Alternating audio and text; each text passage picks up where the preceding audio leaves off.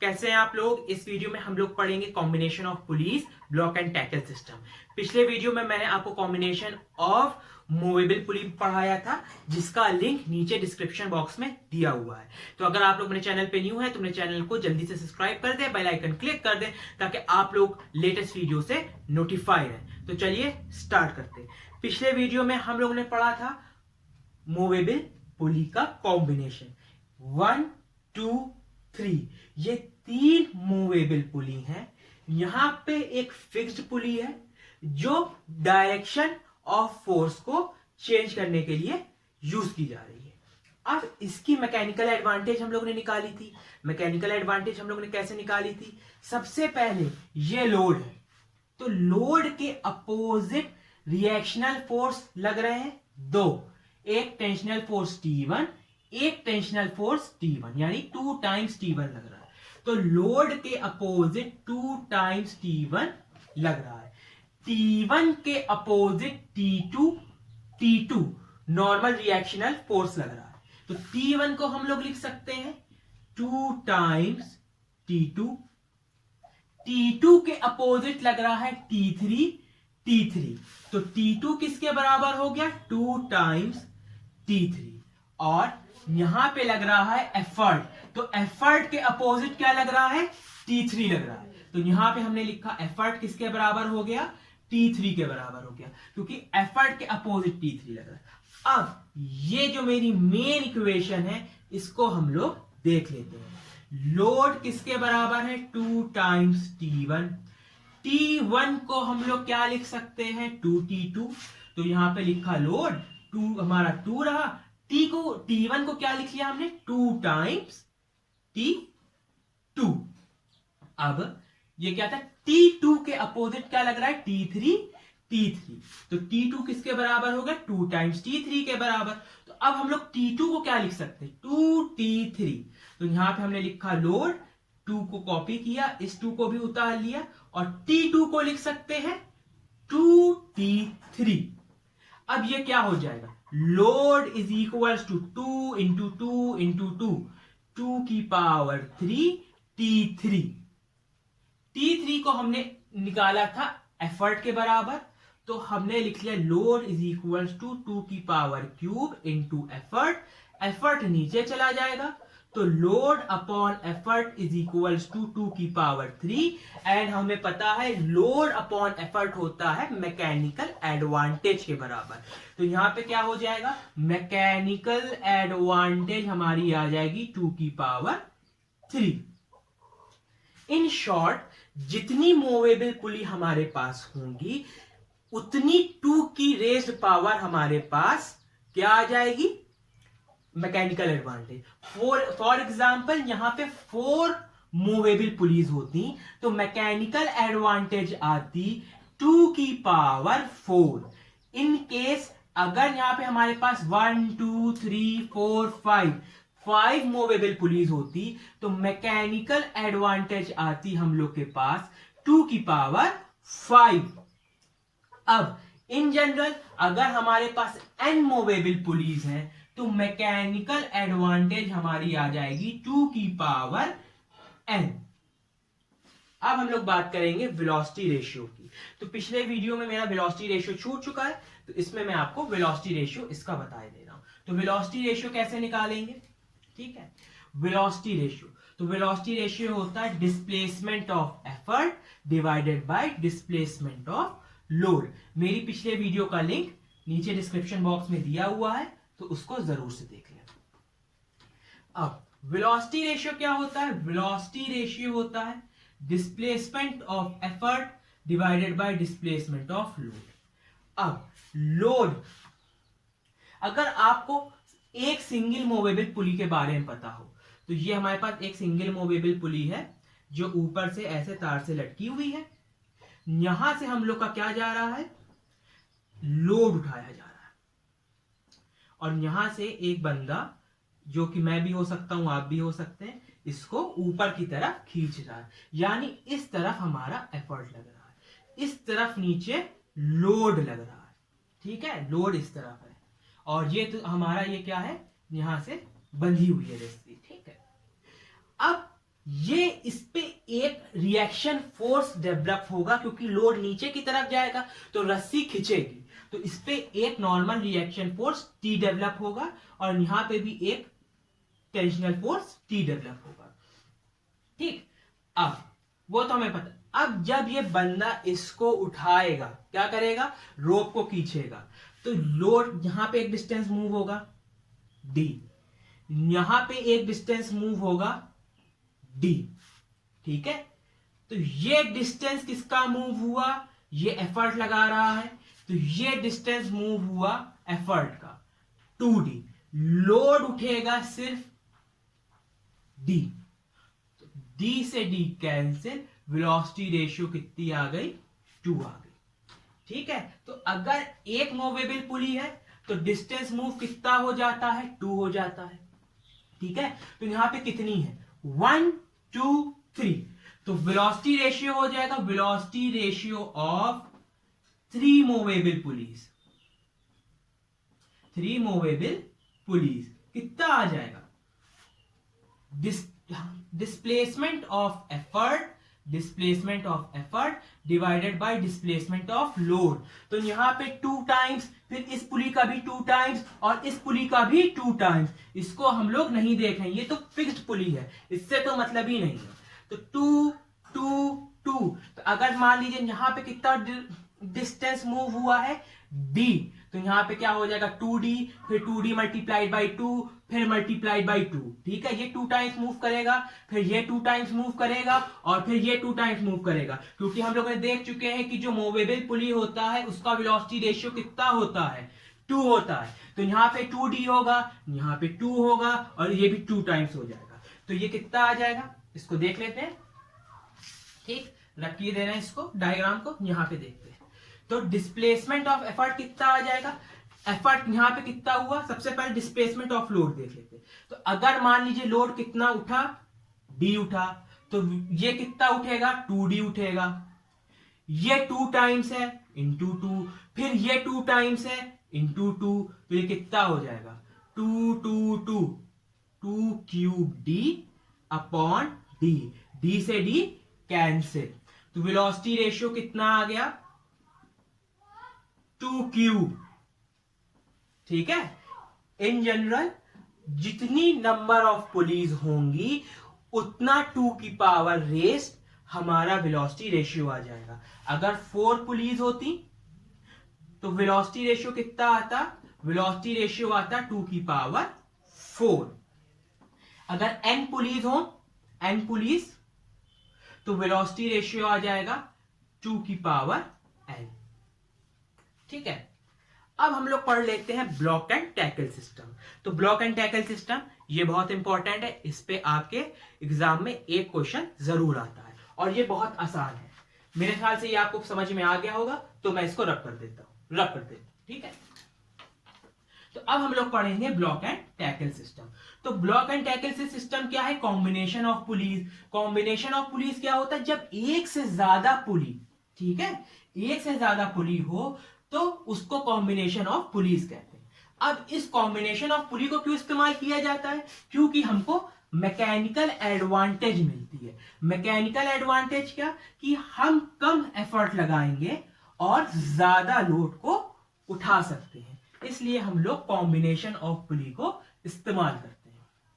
ठीक है, अगर आपको mechanical advantage, velocity ratio, efficiency, इनके बीच में रिलेशन, किसी चीज में भी डाउट है तो मैंने अपनी पिछले वीडियो में बहुत अच्छे से समझाया है, उसका लिंक नीचे डिस्क्रिप्शन बॉक्स में दिया हुआ है, तो आप उसको जाके विजिट कर सकते हैं। ठीक है, तो अब हम लोग पढ़ेंगे block and tackle system. Block and tackle system combination of pulleys में होता है। तो यहां पे हेडिंग दे लेते हैं, block and tackle system. Block and tackle system. अब ये सिस्टम थोड़ा अलग होता है। मान लीजिए आपके पास कैसे हो सकती हैं, आपके पास ऑड नंबर ऑफ पुलीज हो सकती हैं। पहला क्या हो सकता है, ऑड नंबर ऑफ पुलीज। अगर आपके पास ऑड नंबर ऑफ पुलीज है, जैसे 3 5 7 9 एक्सेट्रा एक्सेट्रा। दूसरा है इवन नंबर ऑफ पुलीज, ठीक है, जैसे कि 2 4 6 8। तो आप इनको कैसे इस्तेमाल करेंगे? मान लीजिए आपके पास और नंबर ऑफ पुलीज है, फॉर एग्जाम्पल 5 पुलीज है, ठीक है, 5 पुलीज है। तब जब और नंबर ऑफ पुलीज है तो ऊपर वाले ब्लॉक में ज्यादा पुलिस होंगी, नीचे वाले ब्लॉक में कम होंगी। तो अपर ब्लॉक में क्या होंगी? अपर ब्लॉक में मोर होंगी और लोअर ब्लॉक में क्या होंगी? कम होंगी, ब्लॉक में लेस होंगी। क्योंकि अगर मान लीजिए आपके पास 5 पुली है तो 5 को आप कैसे डिवाइड कर सकते हैं? 3 और 2 में, 3 पुली और 2 पुली में। तो 3 ऊपर होंगी, 2 नीचे होंगी, 3 ऊपर होंगी, 2 नीचे होंगी। और अगर आपके पास क्या है? 2 4 6 8 है, तो उसमें क्या होगा? Equal number of police in both block. तो इसमें इक्वली डिवाइड होगा, इक्वल नंबर ऑफ पुलिस, ठीक है, इन बोथ ब्लॉक्स, यानी कि अपर एंड लोअर। मान लीजिए आपके पास 4 पुली है तो 2 ऊपर 2 नीचे। 6 है तो 3 ऊपर 3 नीचे। 8 है तो 4 ऊपर 4 नीचे, ठीक है। ये हमारे पास ऐसे डिवाइड होता है। अब जब हमारे पास ऑड नंबर ऑफ पुलिस होती है, क्या होती है? Odd number of police. तो जो मेरी रोप होती है, ठीक है, जो मेरी रोप होती है, ठीक, जो रोप होगी, स्ट्रिंग होगी, वो लोअर हुक से अटैच होगी। लोअर हुक, स्ट्रिंग अटैच होती है लोअर हुक से, तो स्ट्रिंग अटैच होगी लोअर हुक से।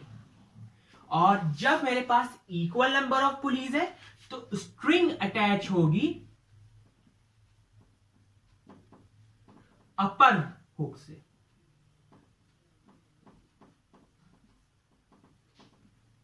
आप कहेंगे कि सर ये सब क्या है, मुझे समझ नहीं आ रहा, तो बस आप वेट कीजिए, अब मैं आपको समझा रहा हूं। तो बस इस चीज को समझ लीजिए, अगर ऑड है तो लोअर हुक, इवन है तो अपर हुक। तो यहां पे लिख लेते हैं, जस्ट नी पे लिख लेते हैं, ऑड मीन्स अपर हुक, और इवन है तो यहां पे लिखा है, उल्टा लिखा है, ऑड है तो लोअर हुक, ठीक, ऑड है तो लोअर हुक, इवन है तो अपर हुक, ठीक है। अब मैं आपको एक एग्जांपल करके दिखाता हूं। तो ब्लॉक एंड टैकल सिस्टम में क्या होता है, चलिए मैं इसको रब कर देता हूं, नोट कर लीजिए, बहुत इंपॉर्टेंट है ये, ठीक है, रब कर रहा हूं मैं, ठीक है। तो अब हम लोग बात करते हैं, जैसे कि मेरे पास, और चलिए 5 पुलिस है, क्या है? 5 नंबर ऑफ पुलिस है। तो मैंने बताया था अगर 5 होगा तो ऊपर में ज्यादा, नीचे में कम। तो मान लीजिए 5 पुलिस है, तो क्या होगा? ये ऊपर से ये ऐसे होगा मेरे पास, और ये एक सपोर्ट है, ये ऐसे, और ये 1 2 3। समझ में आ गई बात? 5 है तो ऊपर वाले ब्लॉक में 3 पुली, ठीक है। थोड़ा डायग्राम आगे पीछे होगा, ये हो जाएगा हुक, ये हो गया अपर हुक। अब 5 में से 3 हो गई, अब नीचे बनेंगी 2, ठीक है। और यहां पे होगा ये एक्सेल, ये एक्सेल, और ये आ गया लोअर हुक, और यहां से होगा लोड उठ रहा होगा, ठीक है। दिखाई दे रहा है कि नहीं दिखाई दे रहा? ठीक। अब बात समझ लेते हैं, ऑड है तो लोअर हुक से क्या निकलेगी? स्ट्रिंग निकलेगी। क्या निकलेगी? स्ट्रिंग। तो हम लोग क्या करेंगे? लोअर हुक से निकालेंगे। तो लोअर हुक से गई, तो लोअर हुक से निकली तो सामने वाले में जाएगी, ये कुछ इस तरह, ये कुछ इस तरह, और ये, ठीक है। तो ये हमारा डायग्राम हो गया। अब ये क्या आई? एफर्ट ऐसे लगेगा, अब कहेंगे ये पर्टिकुलर तरीका क्यों? अगर लोअर हुक से ना लगाते, अगर लोअर हुक से ना लगाते तो जो डायरेक्शन आएगा वो डायरेक्शन सही नहीं आएगा। तो हमको चाहिए कि जो हमारे पास डायरेक्शन आए वो इस डायरेक्शन में आए। किस तरफ से? जैसे कि फिक्स्ड पुली में आता है कि हम लोग रोप को ऐसे ऐसे पुल कर सके। तो इस डायरेक्शन को पाने के लिए हमने इसको लोअर हुक से रखा। यानी कि जब भी हमारे पास जैसे कि कोई भी हो गई 5 है, 7 है, 9 है, 3 है, ऐसी पुलीज होंगी तो ऊपर ज्यादा होंगी, नीचे कम होंगी, और नीचे वाले हुक से हम लोग रस्सी को अटकाएंगे, फिक्स करेंगे और उसके सामने वाले पुली से घुमाते हुए लेके जाएंगे। ठीक, यहां पे इस रस्सी पे एक टेंशन डेवलप हुआ, इस रोप पे एक टेंशन डेवलप हुआ, इस वाली रोप पे भी एक टेंशन डेवलप हुआ, इस रोप पे भी एक टेंशन डेवलप हुआ, और इस रोप पे भी टेंशन डेवलप हुआ। ये था एफर्ट, और एफर्ट के अपोजिट भी एक टेंशन डेवलप हुआ। लोड के अपोजिट कितने टेंशन डेवलप हुए? 1 2 3 4 5। तो लोड के अपोजिट 5 टेंशन डेवलप हुए। एफर्ट के अपोजिट कितना टेंशन डेवलप हुआ? एक टेंशन डेवलप हुआ। तो मैकेनिकल एडवांटेज कितनी आ गई?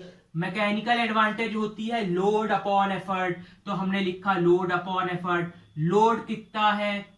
5t। एफर्ट कितना है? t। t से t कैंसिल। मैकेनिकल एडवांटेज कितनी आ गई? 5।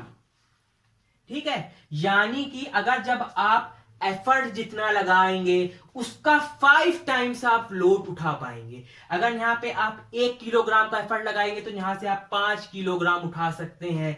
अगर आप यहां पे 100 किलोग्राम का एफर्ट लगाएंगे तो आप यहां पे 500 किलो उठा सकते हैं। यानी 5 टाइम्स आप कि यहां पे आपको मैकेनिकल एडवांटेज मिल रही है।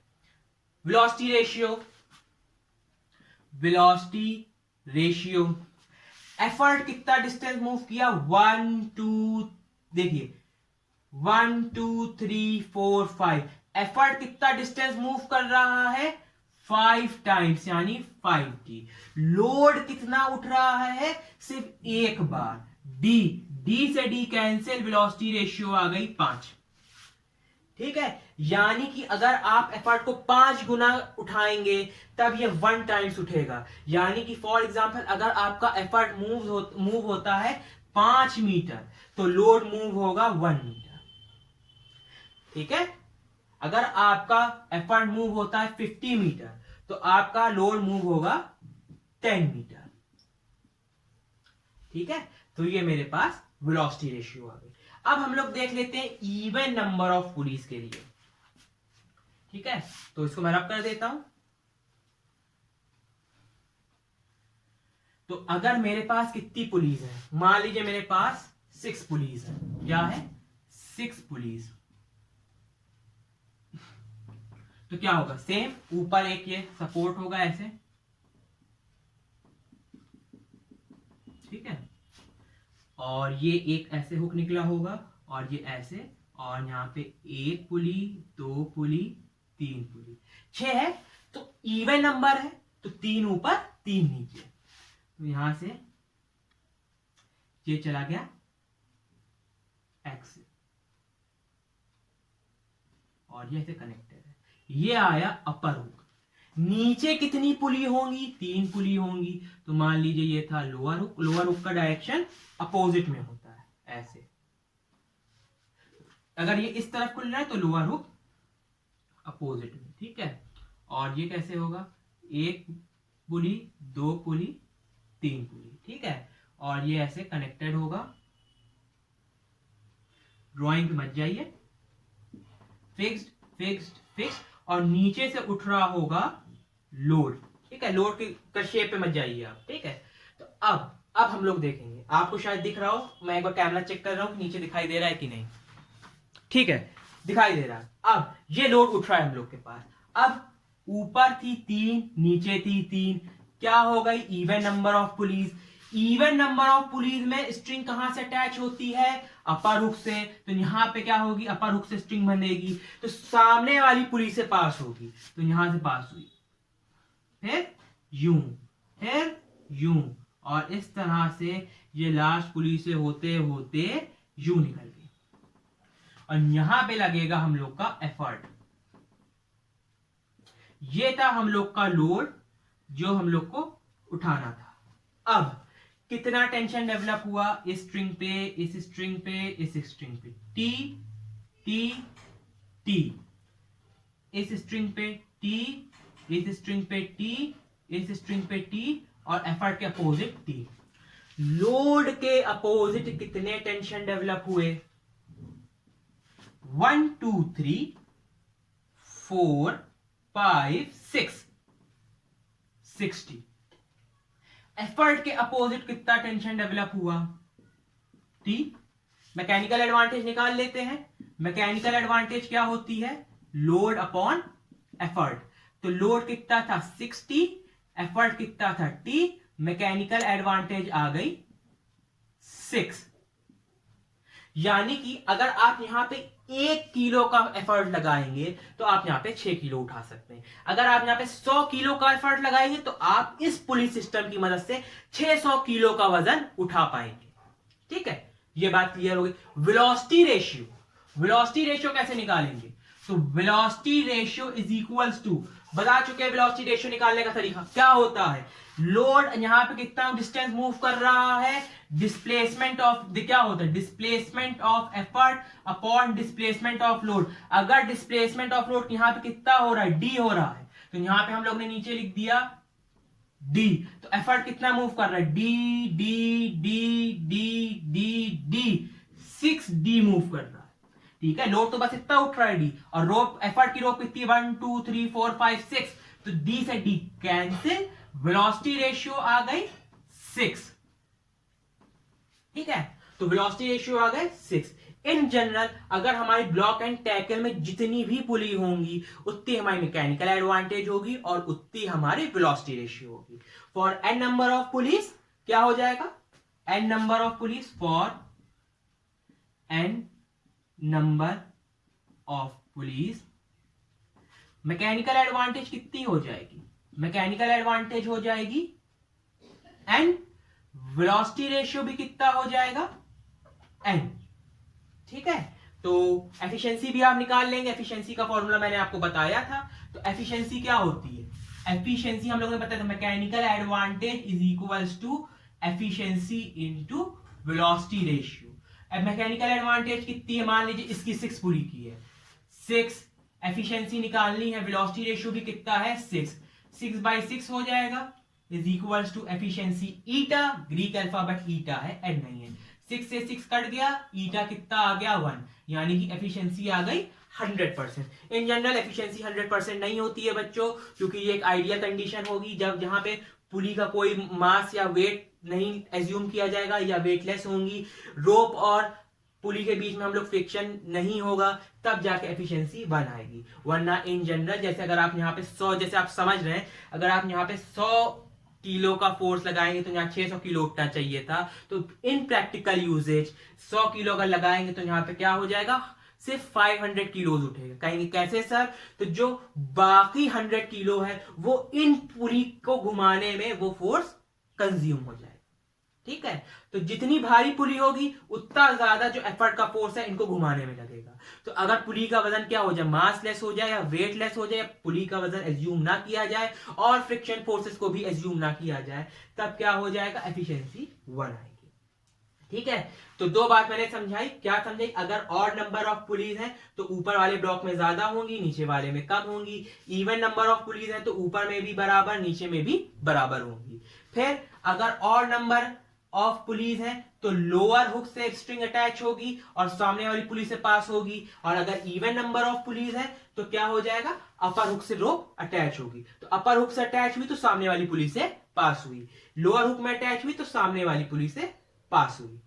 ठीक है, तो आई होप आपको ये वीडियो समझ में आया होगा, मेरी वीडियो पसंद आई होगी। अगर आप लोग मेरे चैनल पे न्यू है तो मेरे चैनल को सब्सक्राइब कर दे, बेल आइकन क्लिक कर दे, मेरी वीडियो को अपने दोस्तों में जरूर से शेयर करें। इस वीडियो के नीचे कमेंट बॉक्स में मुझे जरूर से फीडबैक दें कि आपको मेरी वीडियो कैसी लगती है। अगर आपको कोई डाउट है तो नीचे कमेंट बॉक्स में मेंशन करें। मेरी वीडियो को अपने दोस्तों में शेयर करें। मेरे वीडियो को ऐसे ही देखते रहें। Thank you.